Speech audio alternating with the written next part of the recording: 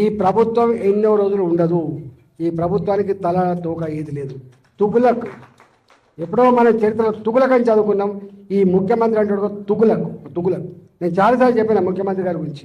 ఇవాళ మా ప్రజల్ని ఏడిపించుకొని నీకేదో ఓట్లెత్తే ముఖ్యమంత్రి పోయి కుర్చీ మీద కూర్చొని ఇవాళ మా ప్రజల్ని ఏడిపించుకుంటావు అంటే నువ్వు శాడిస్ట్ అయితేనే ఏడిపించుకుంటావు. గుర్తుపెట్టుకో, నువ్వు శాడిస్ట్ నువ్వు ఎవరు చెప్పినా వింటలేవంటే నువ్వు సైకో అయితేనే ఇవ్వడు. గతంలో కూడా చెప్పినా నేను, మంచి పద్ధతి కాదు.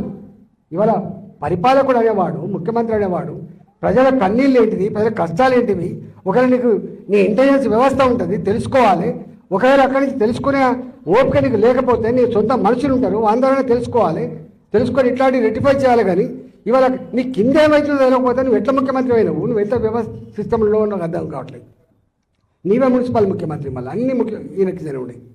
కాబట్టి నేను ముఖ్యమంత్రిని డిమాండ్ చేస్తున్నా, ఇట్లాంటి పిచ్చి వేషాలు మానుకో. నీ కింద అధికారులు ఏం చేస్తుందో దృష్టి పెట్టు, నీ సిస్టంలో బాగు చేసుకో. కానీ మా ప్రజల జీవితాలతో చెలగాటపడే ప్రయత్నం చేస్తే ఖబర్దార్ నా కొడుక అని చెప్పి హెచ్చరిస్తున్నా. నీ అబ్బ జాగిరి కాదు అని చెప్పి తెలియజేస్తా ఉన్నా. ప్రజల జీవితాలతో ఆడుకున్నాడు ఎవడు బాగుపడని చెప్పి నేను శపిస్తున్నా, గుర్తుపెట్టుకో అని చెప్పి.